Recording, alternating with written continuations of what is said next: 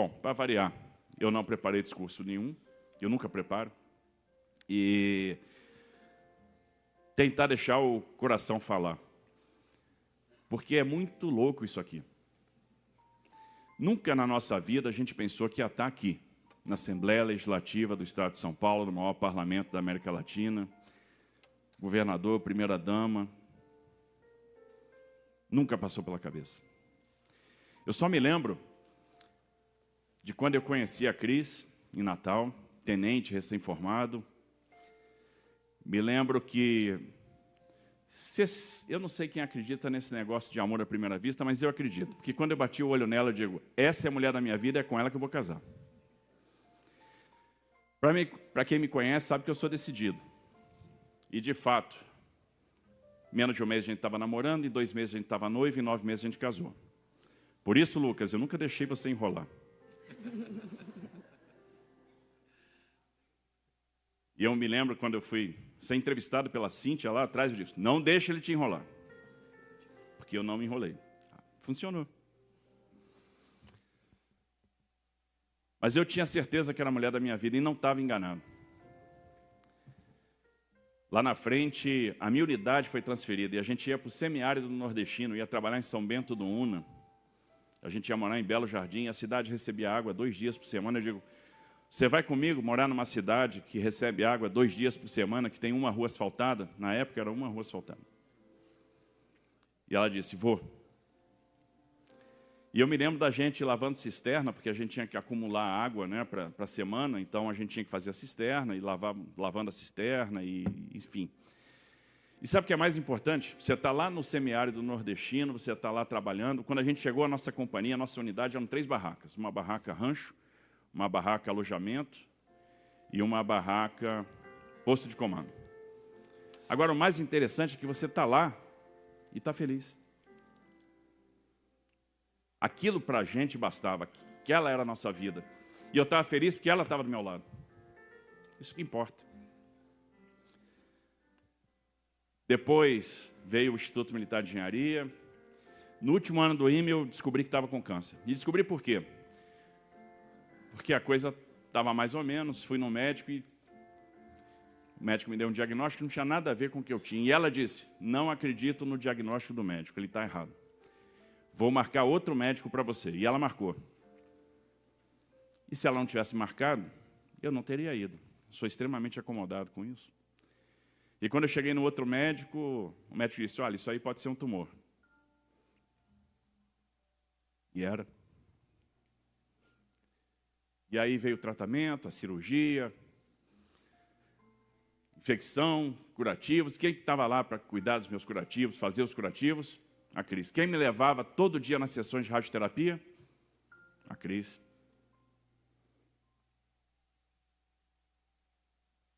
E aí, quando eu acabei o curso, ela vira para mim e disse assim, por que a gente não vai para a Amazônia? E eu tinha acabado em primeiro lugar, eu podia escolher qualquer lugar do Brasil. Eu falei, você quer ir morar na Amazônia? Ela falou, quero, todo mundo diz que é bom. A gente precisa dessa experiência. Digo, você tem certeza? Tenho. E nós fomos para a Amazônia. E lá vivemos, o Arthur é meu vizinho. É isso que você passa o açúcar pelo muro, né? E nós somos felizes lá. E não importa o que a gente estivesse fazendo. Não importa se a gente estava numa obra para construir um gasoduto, 660 quilômetros de faixa, morando 1 ano dentro, morando e trabalhando dentro da selva, morando num barco, dormindo na rede. 1 ano. E a gente era feliz. E sabe por quê? Porque ela estava do meu lado.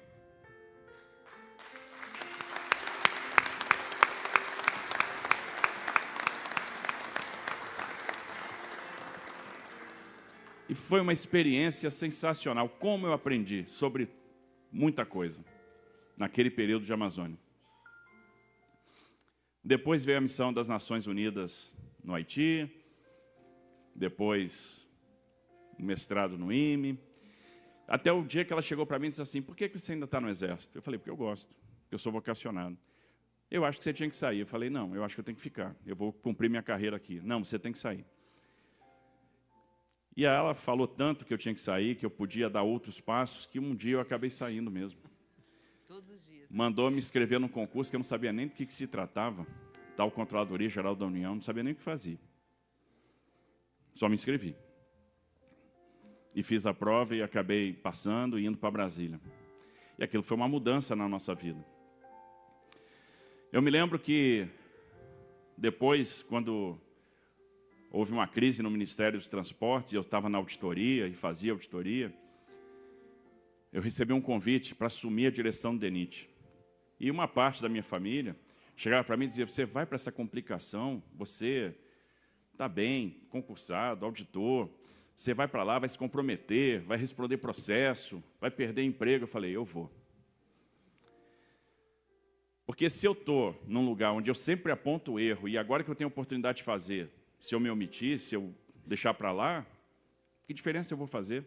Que autoridade eu vou ter para ficar apontando o erro dos outros? Eu tenho que ir lá. E quem me deu força, quem disse, vá, você tem que ir? A Cris. E aí, no último ano meu no DENIT, eu tinha já uma convicção que não ia ficar, não sabia muito bem o que eu ia fazer na minha vida, aparece um concurso para consultor legislativo da Câmara dos Deputados. 2 vagas para o Brasil inteiro.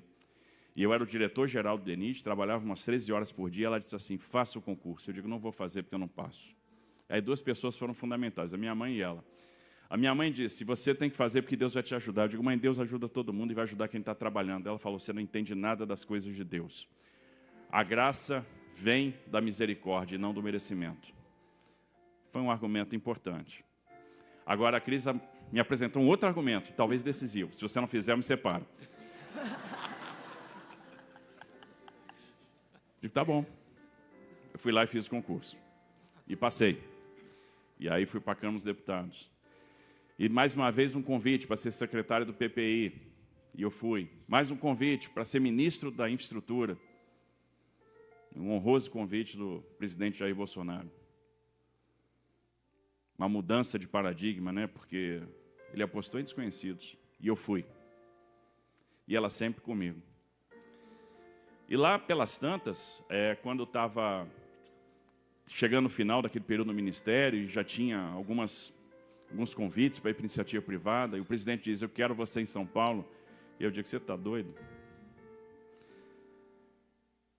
E ele disse, você vai me ajudar, você foi. E aquilo pegou lá no fundo do coração, e eu falei com a Cris, ela disse, você não vai fazer isso, né? Eu digo, vou. Então, se você vai fazer isso, eu vou com você.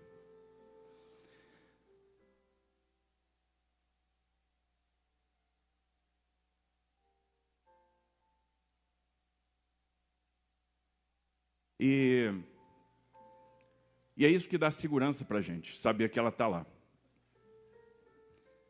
Eu não faço nada que seja difícil sem conversar com ela. Sabe por quê? Porque sempre vem a fortaleza, sempre vem a palavra de apoio, sempre vem aquele, vai dar certo, acredita, confia, vai funcionar. Então, com ela eu aprendi que o não vai dar certo não existe. A gente substituiu na nossa vida o não vai dar certo pelo por que não.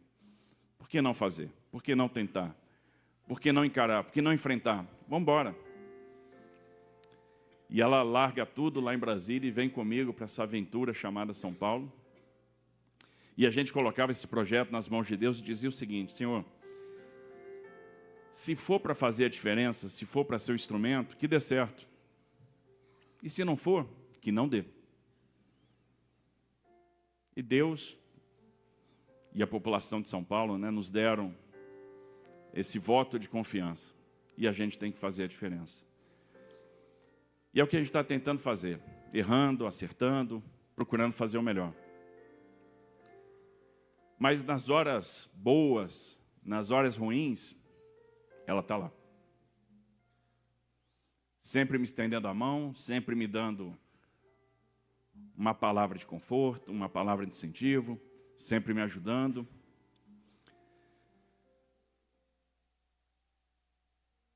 Sempre ajudando, sempre estendendo a mão para os nossos filhos, porque todo mundo às vezes acha que estar numa posição dessa, ser governador do estado, é ser algum tipo de super-herói, ou alguma coisa diferente, ou autoridade. Gente, não tem autoridade nenhuma. Autoridade vem de Deus.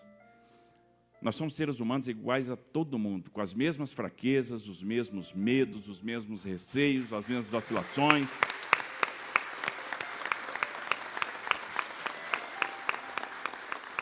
A gente tem medo, a gente tem dúvida, a gente às vezes não sabe que caminho tomar, às vezes a gente toma o caminho e volta atrás porque vê que estava errado, e eu não vejo problema nenhum em voltar atrás, em mudar de opinião. Mas a gente enfrenta os problemas familiares que todo mundo enfrenta. Para quem acha que às vezes a adaptação dos filhos é fácil, não é. Para quem acha, às vezes, que as famílias não têm problema, tem. A minha também tem. E aí vem o carinho, vem a fortaleza, vem o cuidado de uma pessoa que tem uma fé, uma força, uma sabedoria que eu não tenho. Que eu nunca tive. Se eu estou aqui, eu devo a ela. Eu não estaria aqui se não fosse ela.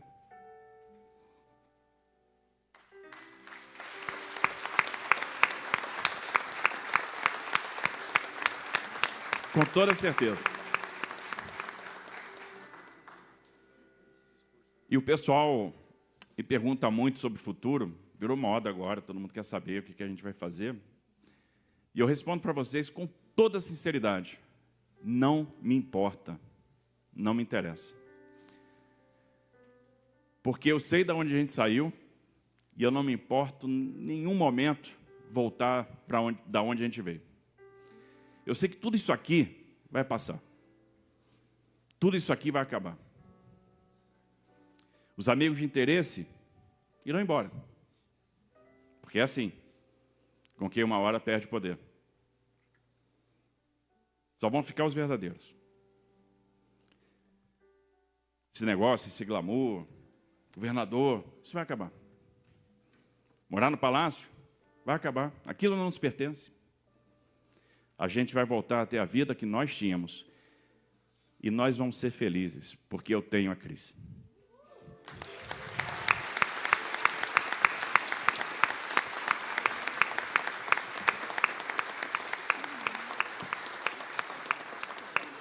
Eu tenho Mateus, eu tenho Letícia,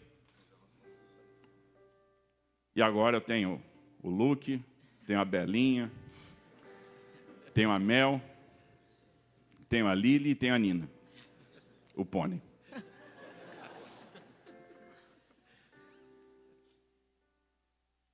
E está tudo certo. Nós, estando os quatro juntos, é o que importa. Nada mais importa. E óbvio, enquanto a gente está aqui, vamos procurar fazer o melhor. E é o que eu tenho visto a Cris fazer. Procurado fazer o melhor. Me lembro que quando a gente foi passar o carnaval em Campos do Jordão, quando houve a tragédia de São Sebastião. E bem cedo mesmo, a Cris me tira da cama, diz assim, choveu muito no litoral norte. Eu falei, eu vou ligar para o Enga. Ela falou, não, se arruma porque você vai para lá. E eu fui para lá e eu desci, o negócio era grave mesmo, e pouco tempo depois ela desceu para lá, para ficar comigo. E ela ficou comigo e aquilo dá um conforto, dá uma fortaleza que vocês não têm ideia.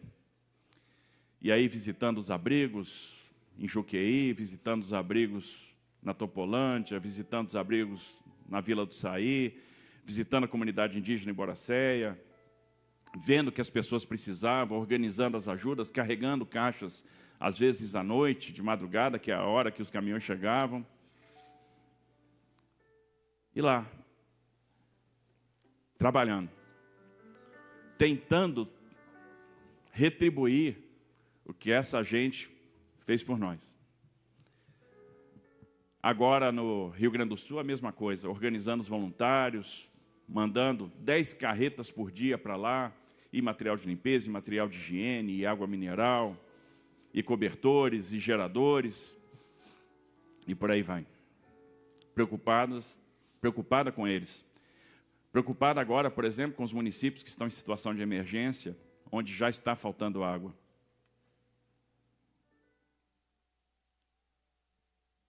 E é lógico, ela também não faz nada sozinha, porque se ela está sendo hoje homenageada, também verdadeiros credores dessa homenagem são aqueles que trabalham no Fundo Social de São Paulo, que fazem a diferença, que ajudam a crise. Tem várias pessoas aqui presentes, que têm estendido a mão, que têm tido paciência, porque tem muita coisa que a gente está aprendendo. E uma coisa que me chama a atenção é pensar o que é moderno em termos de assistência social. Nós temos um fundo que foi criado em 68 e que vem conquistando o seu espaço, fazendo a diferença.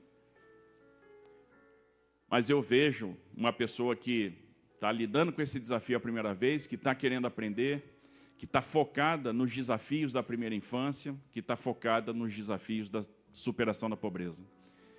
E como é que a gente vai superar a pobreza? Superação da pobreza vem pela garantia de direitos sociais. Direitos sociais que têm que ser complementados àqueles programas de transferência de renda por meio da construção de uma porta de saída. E essa porta de saída vem pela capacitação, pelo treinamento, pela qualificação profissional. E esse tem sido um dos focos do Fundo Social de São Paulo. E quando eu vejo o Fundo Social e quando eu vejo a Cris hoje engajada nisso, eu sinto orgulho de ver que atenção, que cuidado para que haja não só aquela assistência imediata, mas para que haja a emancipação. E eu acho que essa é a direção correta. Talvez isso seja o que existe mais sofisticado em termos de assistência. Talvez isso represente a migração da assistência para o desenvolvimento social. Encontrar a porta de saída. Entender o que as pessoas estão precisando. Entender quais são os seus potenciais. Construir planos de desenvolvimento individual. Abrir as portas do mercado de trabalho, garantir a reinserção produtiva. E quando eu vejo a Cris preocupada com isso, eu sinto um orgulho enorme. Como eu sinto um orgulho enorme de tudo. Do companheirismo, da amizade, da mão estendida, da fé, da fortaleza, da sabedoria. E Cris, isso tudo aqui vai passar. E quando passar, você, eu e você, e os meninos, e os cachorros.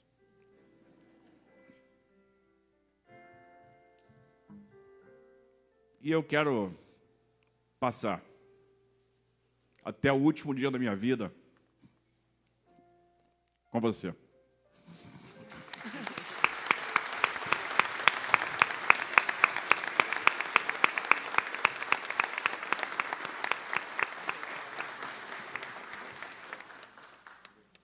E saiba o seguinte, te amo muito.